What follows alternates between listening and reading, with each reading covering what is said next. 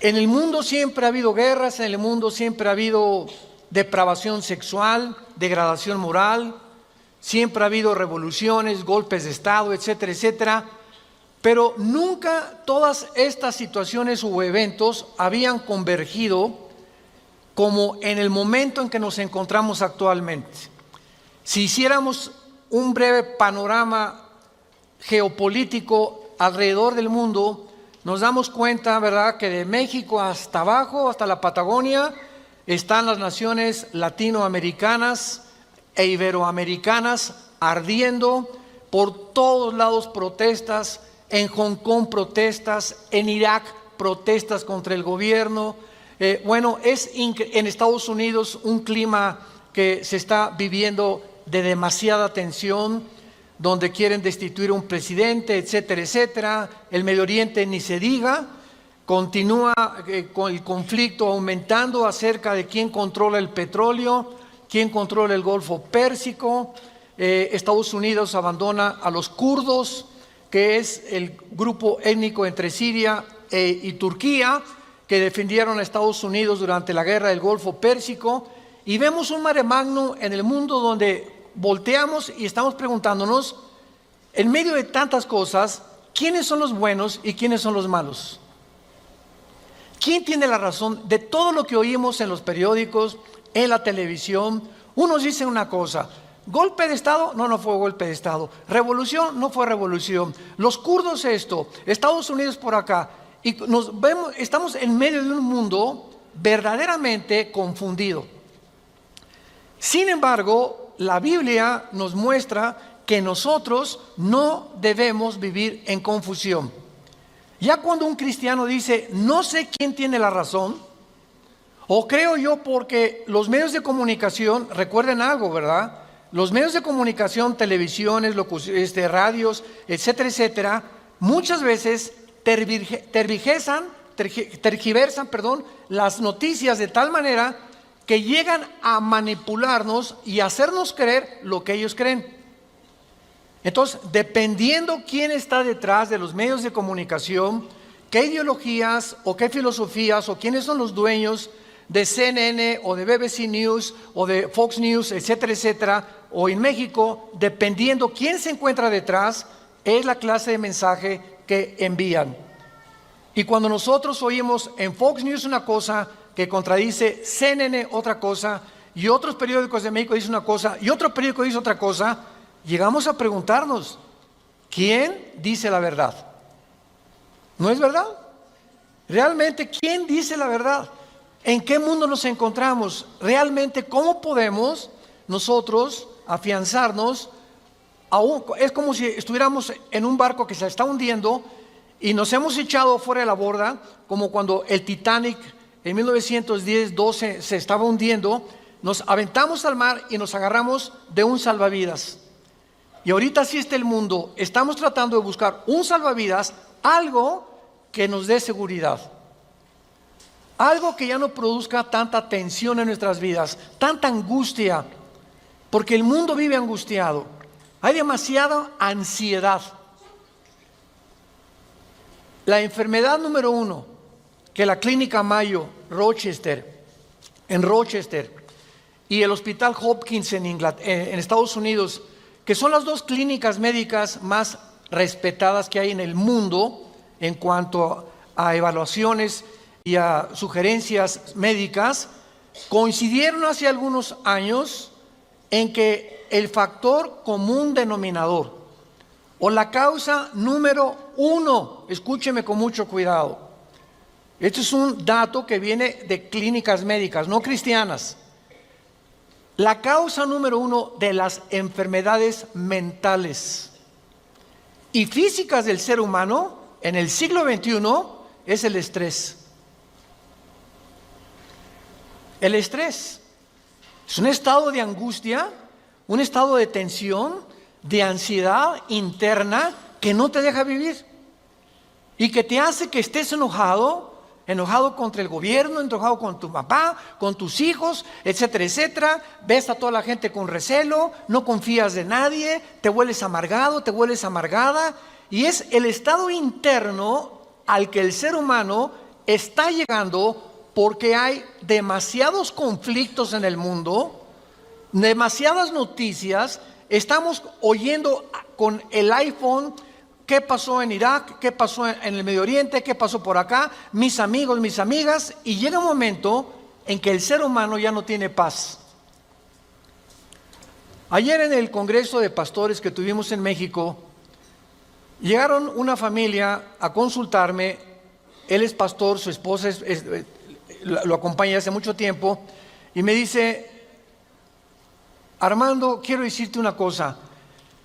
Tenemos un programa de televisión en Sudamérica y un programa de radio. Y el otro día estaba radiando unas noticias, me dice la esposa, y ¿sabes una cosa? Que de repente se me olvidó todo. Entré en un estado de amnesia en el que ya no sabía ni quién era yo. Algo me pasó en las neuronas de mi cerebro que se me fueron todas las ideas. Y duré como 1 o 2 días. Mi esposo asustadísimo, ¿qué me habrá pasado? No fue un golpe, no tuve un trauma, y se me fueron todas las ideas. Inmediatamente le contesté y le dije: eres una mujer demasiado estresada. Y hay una autora inglesa que les recomiendo. Ahorita mi esposa está devorando todos sus libros, que se llama Carolina Leaf, L-E-A-F, Leaf. Esta autora inglesa es neuróloga, pero es cristiana, y está haciendo los últimos descubrimientos del cerebro, de las neuronas, de la manera como afecta el estrés. Y en ese momento, cuando tú estás demasiado estresado y tienes demasiadas presiones, y los niños, y el esposo, y el falta de trabajo, y el buen fin, o lo que tú quieras mencionar, algo le pasa. Las neuronas son interconexiones eléctricas que tenemos, pero millones de células dentro del cerebro, y un solo alambrito por la presión mental, por falta de vacaciones o de que no aprendes a relajar tu mente, etcétera, etcétera, provoca amnesia, provoca enfermedades mentales y puedes llegar inclusive a la locura. Esto es impresionante, porque es como un árbol lo que tenemos aquí adentro. Y ella está descubriendo que cuando tienes pensamientos negativos, las neuronas se unen más rápido. Esto es increíble porque así nos diseñó Dios. Y cuando tenemos pensamientos negativos, las neuronas comienzan a tratar de desconectarse y vienen zonas negras en el cerebro que te impiden pensar coherente y lógicamente. Qué interesante que Filipenses 4:8 diga en la Biblia: en esto pensad, todo lo que es bueno, todo lo que es justo, todo lo que es buen hombre, ocupa tu mente pensando cosas positivas. Porque la gente que está continuamente pensando el mal, o qué mal hacer, o estar negando a Dios en su mente, algo afecta las neuronas del cerebro científicamente. Y cuando venimos a la Biblia nos damos cuenta, ¿verdad?, que se están derrumbando todas las ideologías. El comunismo ya no es el comunismo, porque el comunismo que yo practiqué, por ejemplo, ustedes muchos saben que antes de que yo fuera cristiano fui comunista, fui ateo. A los 12 años me decepcioné de la religión que nos inculcaron y llegué a negar a Dios. Las religiones son un engaño, todas quieren explotar a la gente. Estos eran mis pensamientos. Tenía el Che Guevara arriba de mi cuarto con un póster inmenso de él, y Marx y Engels y Lenin, etcétera, etcétera. Y para mí ese era mi mundo y era lo que yo creía era la respuesta, un sistema ideológico para poder cambiar la sociedad. Sin embargo, cuando descubrí, ¿verdad?, que este sistema era completamente contradictorio, como se demostró en 1990, que cayó el comunismo en Europa, cuando Mikhail Gorbachev confesó que era una ideología. Para que seas comunista, número 1, tienes que ser ateo. Escúchame con mucho cuidado. Número 2, tienes que ser darwiniano. O sea, tienes que creer que al morir no hay nada, que vas a la tierra y que no hay Dios y ahí acabó. No hay otra vida, no hay mundo espiritual, no hay ninguna otra dimensión. Número 3, tienes que ser humanista, no humanitario, humanista. O sea, tienes que creer que el hombre tiene las respuestas para sus problemas. Ese es el humanismo. Cuando creemos que nosotros podemos resolver la pobreza, las injusticias, etcétera, etcétera. Que es la historia del fracaso de la Liga de las Naciones Unidas, la OTAN, la OEA, llámale como quieras. El hombre es incapaz de resolver los problemas que van más allá de nuestra capacidad para resolverlos. Ese es el humanismo. Entonces, si no hay esta plataforma, no eres comunista, es una mentira. Y ahora los últimos comunistas o los últimos demócratas o los últimos que han tratado de implementar diferentes sistemas de pensamiento, se dan cuenta que están ya mezclando una ideología, comunismo con democracia, con capitalismo, porque no ha funcionado. Porque es la confusión a la que hemos llegado. Y como dijo Don Teofilito en México, ni lo podremos alcanzar jamás. Porque no hay ningún sistema de gobierno perfecto.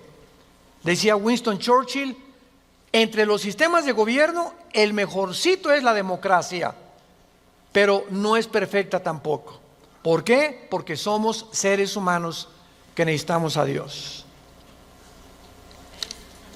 Necesitamos a Dios. Necesitamos una guía, necesitamos un manual, necesitamos una luz. Y por eso el mundo está perdido completamente. Me decía el otro día un piloto que es vecino de la casa de ustedes, donde vivimos, de American Airlines. Me decía, Armando, le digo, oye, cuando tú vas en el avión allá a 10,000 metros, 10 kilómetros arriba de la superficie de la Tierra, 33,000 pies, 35,000 pies, ¿cómo le haces para saber si no vas para acá o no vas para acá, o vas subiendo o vas bajando? Porque la cabina del piloto es pues muy poquita, nada más ve lo que está enfrente. Me dice, Armando, sería imposible que nosotros piloteáramos sin instrumentos. Los instrumentos nos muestran claramente la dirección que vamos a llevar, a qué altura estamos, etcétera, etcétera. Sin instrumentos, un capitán de un barco en medio del océano no sabría cuál es el norte, el sur o a dónde irse si no tuviera una brújula. Y así nosotros no sabemos a dónde ir si no tenemos instrumentos, si no tenemos un mapa que nos ha dejado Dios, que se llama las Sagradas Escrituras. Y haríamos bien en estar atentos a este libro como una antorcha que alumbra en lugar oscuro, hasta que el lucero de la mañana salga en nuestros corazones. Vamos pues a abordar este tema y esta serie, porque ante todos los eventos que está el mundo atravesando actualmente, que amenazan nuestra tranquilidad, nuestra familia, nuestro futuro, provocan ansiedad, angustia. ¿Qué pasa si pierdo el trabajo? ¿Qué pasa si el peso pierde más valor ante el dólar? Si cae el petróleo, si viene un gobierno en México, o si viene una guerra nuclear. Todas estas cosas producen ansiedad, producen incertidumbre, producen intranquilidad. Y Dios no quiere que vivamos así. Dios quiere que en medio de este mundo tengamos una esperanza, tengamos una seguridad de que las cosas van a mejorar. Que lo mejor de nosotros está por delante. Y que aunque el mundo sea cubierto de tinieblas, en nosotros debe haber luz. Porque somos la familia de Dios, que dio a su Hijo en una cruz hace 2000 años para que pudiéramos comprender el mensaje del Evangelio, de las buenas noticias, de la gracia de Dios en su Hijo Jesucristo. Podemos saber exactamente, y este es el tema que vamos a abordar en toda esta serie, podemos en la Biblia encontrar datos, información que nos digan en qué tiempo de la historia nos encontramos. ¿Podríamos realmente decir con seguridad nos encontramos a 10 años de que Cristo venga, o a 5 años de que Cristo venga, o nos encontramos al borde de un caos nuclear o estamos en la orillita de la autodestrucción del ser humano, esta información se encuentra en este libro. Porque cuando comienzas a escudriñar este libro y nos comenzamos a ver que Dios nos comienza a despejar incógnitas y los velos negros que nos impiden ver hacia adelante comienzan a ser quitados por la luz del Espíritu de Dios, comenzamos a caminar con confianza en la vida. Si yo estoy en una cueva oscura, yo no sé si dar un paso por acá porque no veo, está tan oscuro que a lo mejor está ahí un murciélago o una roca o algo, pero si alguien me da una lámpara, ¿qué hace la lámpara? Inmediatamente me alumbra 4, 5, 10 metros hacia adelante y con esa lámpara puedo caminar con confianza porque voy viendo dónde voy pisando, ¿correcto? Bueno, así es exactamente en el mundo espiritual. El mundo ahorita no tiene lámpara, están así. ¿Será melón? ¿Será sandía? ¿Será, ya sabes quién? Por aquí, por allá, ¿y para dónde? Esto, ¿tendrá razón ellos? ¿Tendrá razón estos? ¿Tendrá razón este gobernante? Por acá, y así está el mundo. Pero cuando tenemos la palabra profética más segura, vamos a comenzar a caminar con confianza y a darnos cuenta del Dios que nos dice, no temas. No temas, estoy contigo, nunca te dejaré, nunca te voy a abandonar. Estaré contigo todos los días hasta el fin del mundo. Y aunque se cierren los cielos aparentemente y la oscuridad, la tierra esté cubierta de ella, mientras más oscuro, las estrellas se ven mejor. Mientras más oscuro, vamos a tener más luz, porque vamos a poder brillar en medio de las tinieblas. Claro que la Biblia nos va a revelar todos estos sucesos y calamidades antes de que sucedan, para que cuando sucedan corroboremos, comprobemos, confirmemos que Jesús tuvo realmente la razón y que Él es el Hijo de Dios. Y esto es lo que nos da la fortaleza, las convicciones, porque lo que más se necesita ahorita en el mundo es seres humanos con convicciones profundas en sus vidas, con mucha integridad para vivir.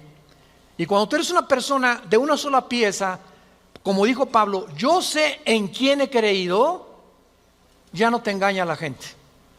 Ya no te engañan las películas, no te engaña la televisión, no te engañan las noticias, porque tu fe está bajo una roca. Estás parado en un fundamento inconmovible.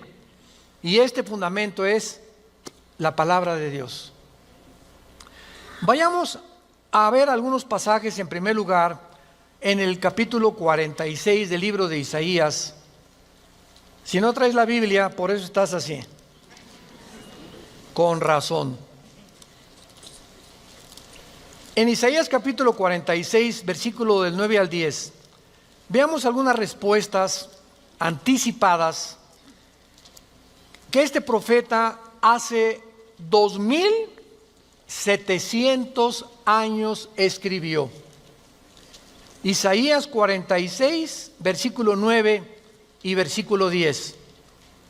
Dice Dios: acuérdense de las cosas pasadas desde los tiempos antiguos, porque yo soy Dios y no hay otro Dios, y nada hay semejante a mí, que anuncio lo porvenir desde el principio y desde la antigüedad, lo que aún no era hecho, que digo, mi consejo permanecerá y haré todo lo que quiero.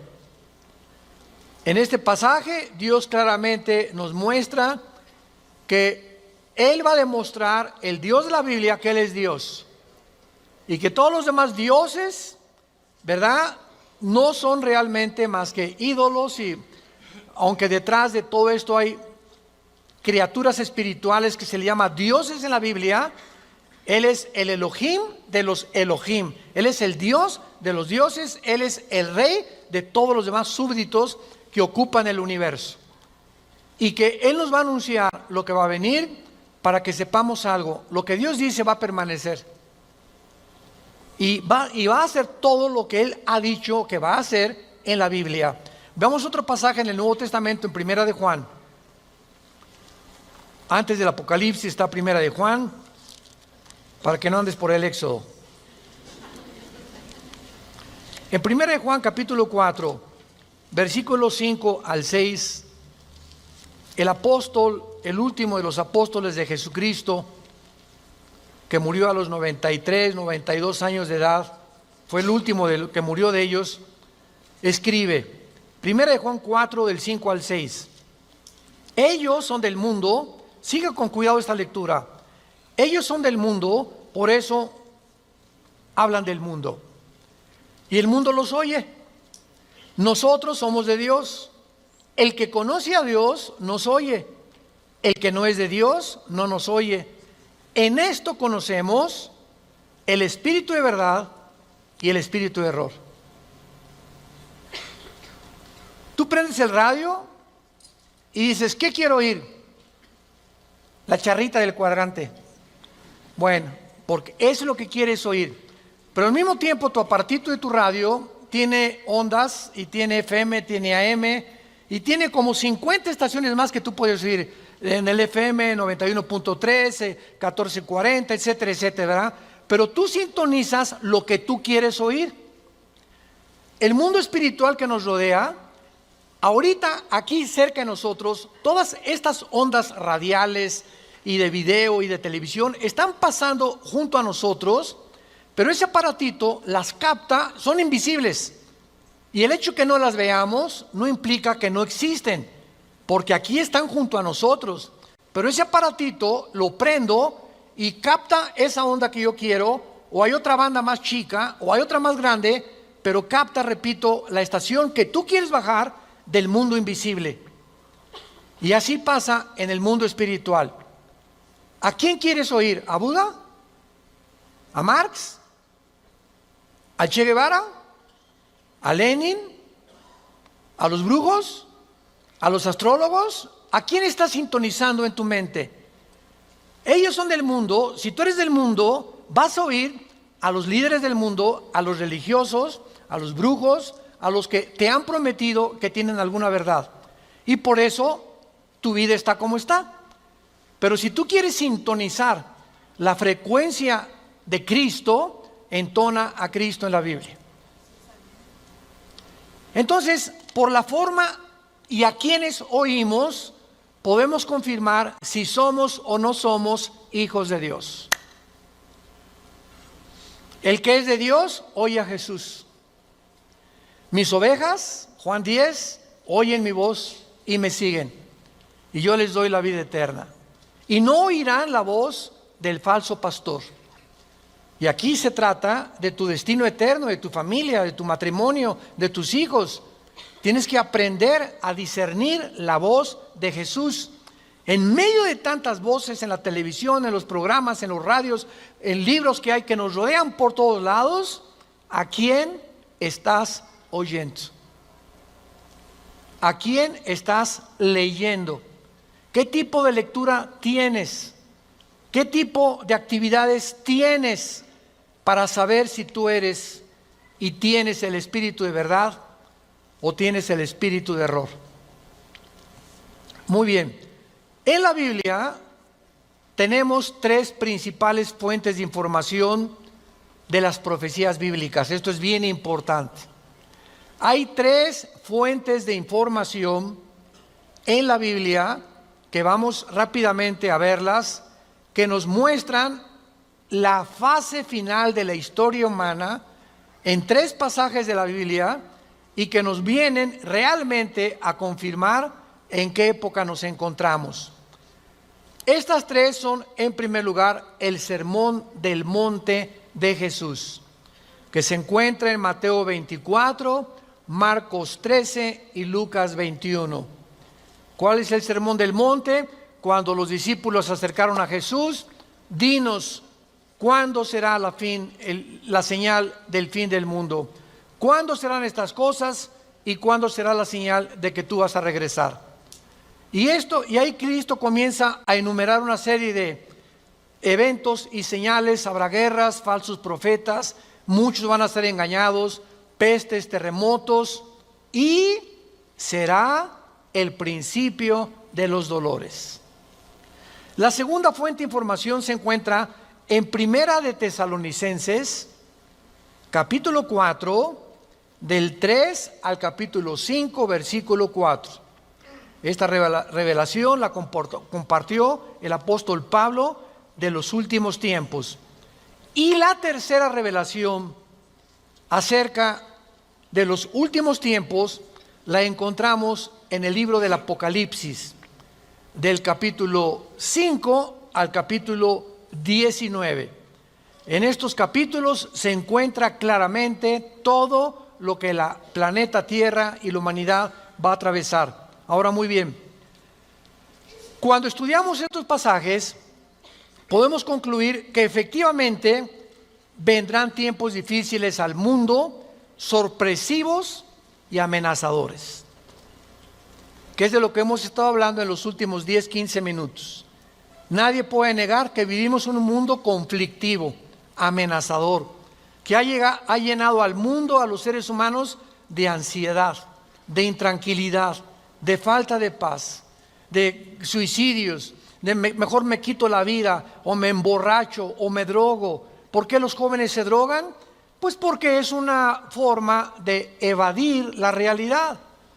La realidad para muchos jóvenes es tan negro y tan negro lo que se ve en el mundo, que ya no quieren o no creen que pueden atravesar esa cortina oscura, no creen que hay una luz detrás, y se enfrentan a un mundo que parece que se los está comiendo, tragando, y prefieren salir de este mundo.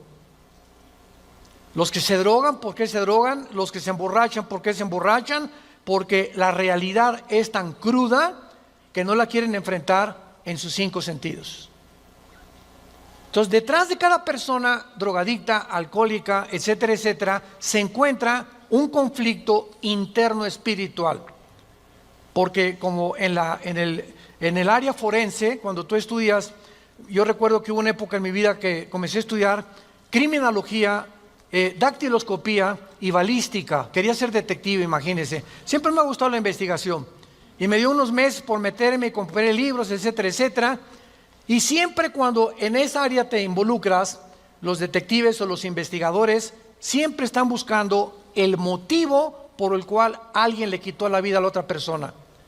Porque siempre hay un motivo del que cometió fraude, el motivo de por qué mató a su mamá, el motivo por qué abandonó a su esposa. Siempre detrás de cada acción hay un motivo. Y cuando descubrimos el motivo, nos ayuda a poder tener una pieza del rompecabezas más clara para poder averiguar o decidir quién fue el asesino, o quién fue el ladrón, o quién se encuentra detrás de eso. Y cuando nosotros vemos esto, ¿verdad?, que el motivo por el cual la gente hace lo que hace en el mundo, nos damos cuenta que el mundo está espiritualmente muriéndose. Y nosotros tenemos la medicina. Qué triste que tengas compañeros en tu escuela que estén tan confundidos, que no les has hablado jamás de Cristo, que tengas amigos que haces negocios con ellos, que tengas un taller de carpintería, de plomería, o eres mecánico o abogado en tu bufete, o un médico, y la gente a tu alrededor, vemos a la gente, caras vemos, y están llorando por dentro, están deshechos por dentro. Que si esa hermanita, la enfermera, que diga, ay, hermanita doctora, ¿cómo está? Muy buenos días, ¿verdad? Y te encierras con ella y te pones enfrente de ella, te puede olvidar se quitan esa máscara que están usando y caen en una expresión de llanto, de angustia, que están escondiendo, poniéndose una máscara de aparente felicidad. Y así las personas que tú ves, no es cierto que son lo que estás viendo. Detrás de cada persona se encuentra un drama. Se encuentran problemas más allá de lo que podemos imaginarnos. Así que nosotros tenemos la respuesta y la medicina, qué estamos haciendo con ella, y vamos a dar cuentas en la otra vida de todas las cosas que nunca cumplimos en la palabra de Dios al compartir el mensaje de Jesucristo. Ahora bien, vayamos a Mateo 24 y veamos rápidamente que del estudio de estos tres pasajes que acabamos de mencionar, el Sermón del Monte, Primera de Tesalonicenses 4 y el libro de Apocalipsis, podemos concluir, para poner el tapiz, el fundamento de nuestra serie que vamos a seguir desarrollando, que efectivamente estamos en el tiempo de eventos muy amenazadores, sorpresivos, y aunque nosotros los cristianos no querramos ver, ni vamos a estar, esto está garantizado, nosotros no nos vamos a encontrar en los acontecimientos del libro del Apocalipsis.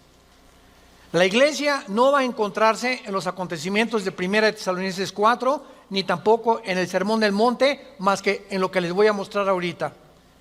Y no vamos a ver nosotros el Armagedón.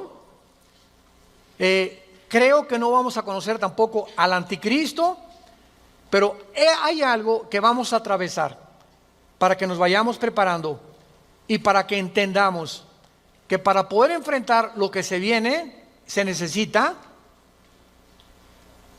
carácter. Carácter. ¿Qué es el carácter? Es la formación interna que el Espíritu Santo nos quiere dar, donde estableces fundamentos y convicciones inconmovibles en tu vida. He decidido hacer esto, lo haces. Puntualidad, responsabilidad. Una persona, un cristiano irresponsable, tiene mucho que trabajar con su carácter. Un cristiano que siempre llega tarde a todos lados, tiene que trabajar mucho con su carácter.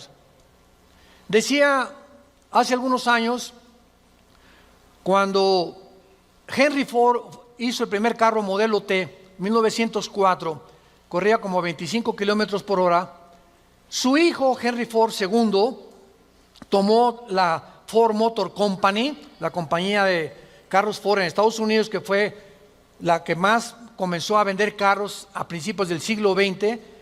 Y este hombre llegaba a la compañía de Ford y ponía al jefe de la planta, al jefe de la administración, al jefe de la supervisión, ponía a líderes en cada departamento. Y él llegaba cada 2 o 3 meses, y si ese líder no hacía que funcionara la planta que él le había dado, lo corría. Dice, un líder, decía Henry Ford II, es la persona que hace que las cosas sucedan.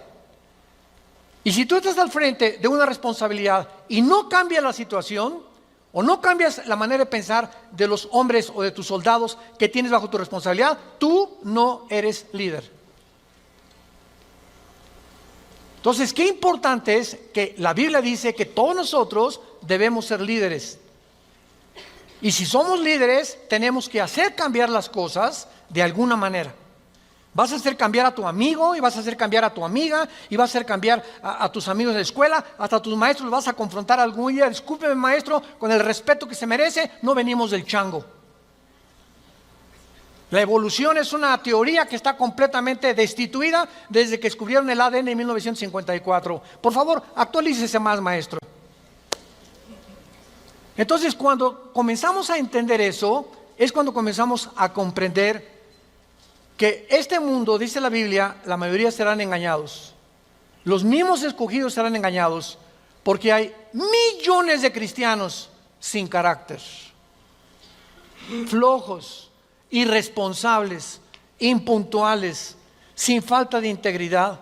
A nadie le hablan de Cristo, no comparten las buenas nuevas, no tienen convicciones profundas que los hacen ser gigantes, guerreros de Dios.